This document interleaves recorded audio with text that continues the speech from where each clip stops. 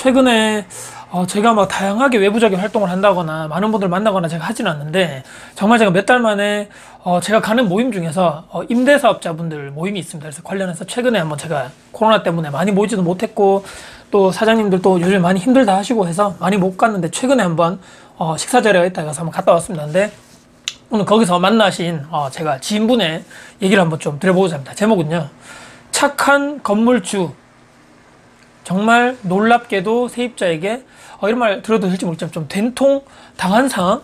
그래서 착한 건물주는 없다. 제가 이렇게 한번 제목을 한번 정해봤습니다. 이게 무슨 얘기냐면요, 최근에 그 만나신 분들, 그 사장님들 중에서 건물주도 계시고 뭐 건물 운영하시는 분, 원룸을 운영하시는 분 여러 분들이 있는데, 거기에 이제 통상가라 그러죠. 보통 뭐 1층부터 해서 뭐 3층, 4층까지 전체 상가로 돼 있으신 그 건물을 소유하신 분인데요.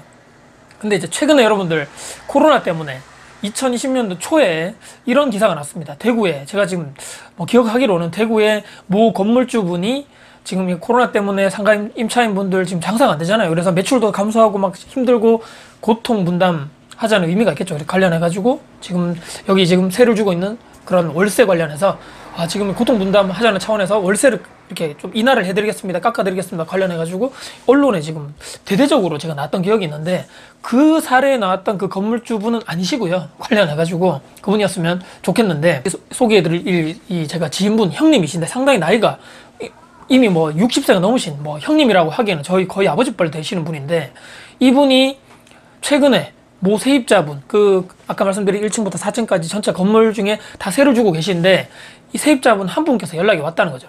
연락이 왔는데, 지금 최근에 뭐 코로나 때문에 너무 힘들고 지금 뭐 장사도 안 돼 죽겠는데 월세 내기 너무 힘들다. 그래가지고 월세 좀 깎아주면 안 되겠냐, 죽겠다 지금. 근데 이제 요즘에 여러분들 혹시나도 상가 임대차 보호법 개정 관련해서 보신 분도 계시겠지만 제가 한번 띄워보도록 하겠습니다. 여기는 최근에 뭐 바뀌어가지고 상가를 임대료를 월세라 그러죠. 우리 6개월 이상 밀려도 내보내지 못한다. 종전에는 여러분들 상가는 3개월이었습니다. 3개월 이상 월세가 연체되면 이 건물주가 명도라든지 내보낼 수 있는 권리가 있었는데, 최근에 개정되면서 코로나 때문에 이 전염병이라든 이런 야권이 들어간 것 같아요. 그래서 관련해가지고는 안 된다. 이제 그 다음에 월세를 안 깎아주면 임차인분이 소송을 할 수 있다. 뭐 이런 법률이 통과됐다 그럽니다. 그래서 이분이 이걸 보신 것 같아요. 그래서 아니, 나 지금 만약에 당신 뭐 건물주 같이 좀 제가 이렇게 뭐 그분이 그렇게 얘기를 안 했겠죠 이제. 그래서 조금 이렇게 뭐 잘 안 되면 안 깎아주면, 최근에 기사 이런 거 보니까 법에도 지금 이렇게 뭐 소송할 수도 있다, 바뀌었다던데 나 이거 하겠다, 이것까지 해가지고 좀 고통분담 합시다 우리. 이게 뭐 권유하는 게 아니고 부탁하는 게 아니고 이렇게 반 협박식으로 이렇게 연락이 왔다는 거죠. 그래서 그분이 식사하는 자리에서 이런저런 고통을, 나 지금 이 사람 때문에 힘들어 죽겠다면서 얘기를 하시더라고요. 그래서 근데 이 임차 상가임, 예전에 이 건물주분과 지금 이 지인분이죠, 이분과 이 또 상가 임차인 분이 최근에 이런 일이 문제가 생겼다는 것이 아니고 예전부터 문제가 있었다는 거죠. 들어보니까 예전에도 월세 막 연체 사례가 그전에도 많았고, 이 사람이 근데 장사를 하는 둥 마는 둥, 영업시간도 자기 멋대로 하는 거죠. 왜냐면 제대로 장사 열심히 해가지고 딱 이렇게, 이분이 이제 프랜차이즈였다면 딱 그렇지 않았을 건데 본인의 개인 창업 매장이었다는 거죠, 저처럼. 그래서 열어도 그만, 안 열어도 그만인 거죠. 그래서 하든 말든, 열고 싶으면 열고 뭐 놀러 가고 싶으면 놀러 가고, 거의 뭐 막가파식인데, 그전에도 많이 배려를 해줬다는 거죠. 이번뿐만이 아니고 그전에도 좀 밀려도 조금 빨리 좀 해주세요, 내주세요, 저도 뭐 이렇게 뭐 건물 대출 받아서 운영하는데 저도 힘듭니다. 이제 와서 갑자기 고통 분담하자, 법이 바뀌어가지고 그걸 조금 악용하는 사례가 있지 않느냐, 이런 생각을 해본다는 거죠. 이분도 근데 제가 뭐 이렇게 얘기 드리면, 아니 뭐 집주인인데 그래도 건물주인데 돈 그렇게 많으니까 그런 거 아니냐라고 할지도 모르겠지만, 그래도 이분이 연세도 있으시고 은퇴 이미 하셨죠. 직장에서 은퇴하시고 상가 임대료 받아가지고 이제 월 생활 하시는 분인데, 문제가 뭐냐면 건물에 보통 이제 자기 돈으로 다 사는 게 아니죠. 그래서 대출 받아가지고 월 대출이자하고 원금하고 계속 매달 나가는데 돈이 만만치 않겠죠. 그 통 건물 자체가 한 뭐 몇 억대 되는 뭐 이렇게 대출금이 있다 보니까 상당히 그런, 이분 나름대로도 뭐 이렇게 임차인 사정도 있겠지만 본인 임대인, 그러니까 건물주 입장에서도 상당히 어렵다는 것이죠. 근데 아니 막상 이게, 여러분들 생각해 보시죠. 이게 만약에 내일이다, 임차인분의 상황에서도 한번 생각해 보시지만, 그래도 반대편, 내가 만약에 건물주라 저 상황이라면, 아니면 내 부모님이 만약에 저 상황인데 저런 막가파식의 임차인, 배째라 나 모르겠다, 그전에도 잘 안 내고 그전에도 월세가 밀렸고, 근데 지금 이런 법을 조금 보면서 나 지금 소송할 거야, 월세 깎아줘,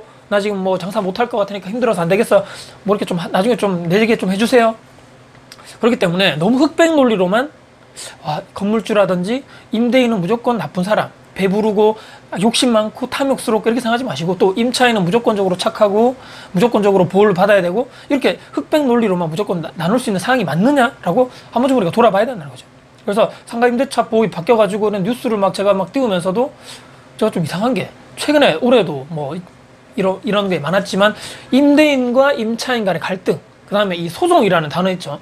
예전에 이게 일상생활에서 소송이라는 단어가 거의 우리가 일상생활에 바로 내가 내 피부에 와닿거나 그러지 않았는데, 부동산 관련해서 지금 요즘에 법이 많이 바뀌고, 또 일상생활에서도 임차인과 임대인 갈등 통해서 이렇게 소송 간다 만다 이런 얘기가 나오면서 심심치 않게 이렇게 갈등 상황이 벌어지는 것이, 과연 이게 정상적인 사회가 맞는 것인가?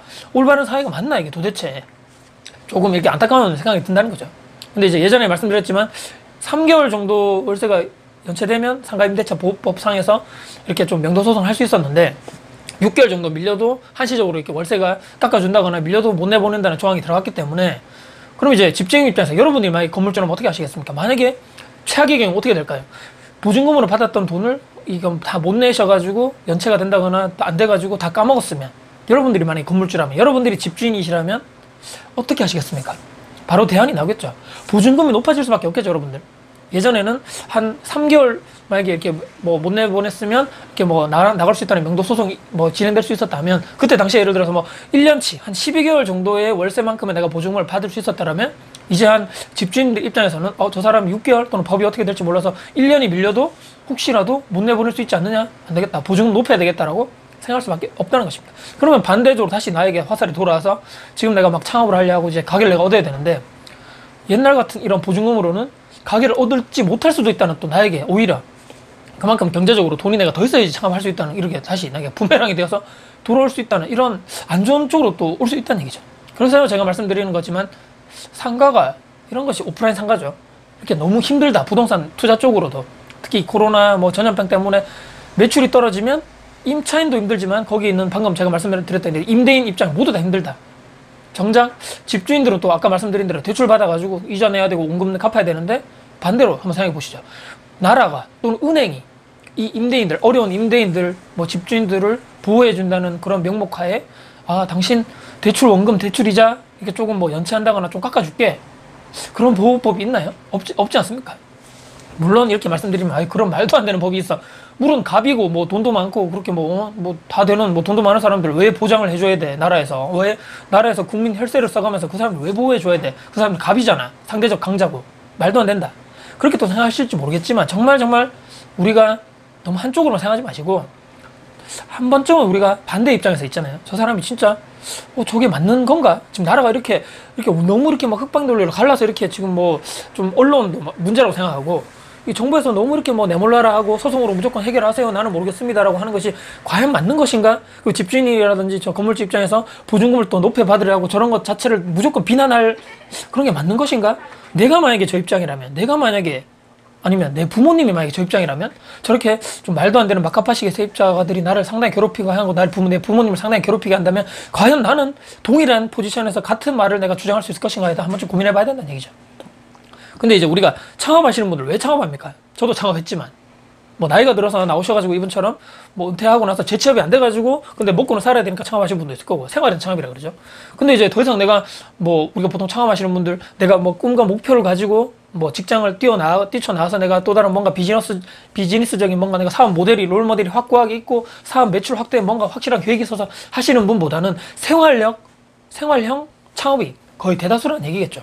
아까 말씀드린 재취업도 안 되고, 더 이상 내가 막다른 골목에 왔다는 것입니다. 근데 먹고는 살아야 되고, 대한민국에서 더 이상 내가 할 수 있는 게 없다. 그렇게 해서 퇴직금, 지금까지 모아놓은 퇴직금 받아가지고 모두 다 이런 말 드리기 좀 그렇지만 불나방처럼 그런 시장에 뛰어들어가지고, 그렇기 때문에 레드오션에 블루오션 이렇게 모든 것이 섞인 상황에서 성공 확률을 점점 줄어들고 폐업률은 늘어나고, 그렇다고 해서 내가 할 것은 없고 준비 없이 뛰어드는 사람도 부지기수고. 그런데 또 어떤 사람들 물어보면, 그래도 가서 일해라, 중소기업 일해라, 이렇게 일용직 일해라 하면, 그런 건 하기 싫어요, 연봉이 너무 낮아요, 못하겠어요 라고 하시는 분, 물론 그런 것도 있겠지만, 과연 창업해가지고 모든 것이 장밋빛 미래가 보장되는 것도 아닌 건데, 이런 모든 사람들이 또 대한민국 창업의 시장에 뛰어오는 것도 문제고, 또 여러 가지 이런 모든 것이 연결되어 있다는 것이죠. 제가 말씀드린 것은. 제가 오늘 근데 또 말씀드릴 것이, 내가 선의로한 행동이 타인에게는 좋지 않은 결과, 이 정부 정책도 마찬가지고, 이 임대차 보호법 이렇게 3법도 마찬가지고, 2+2에 마찬가지고, 요즘에 3+3 이런 얘기도 나온다는데, 전세 관련해서도. 과연 그것이 더더욱 전세 물량이 더 줄어드는, 그러면서 지금 전세 폭등 현상이 늘어나는데도 불구하고, 정부에서는 선의로한 행동이 현재 실제적으로 현장 시장에서는 더욱더 힘들어지는, 임차인들에게 힘들어지는 것으로 다시 부메랑으로 돌아오고 있을 수밖에 없다는 것이죠. 과연 이것이 올바른 것이 맞는가?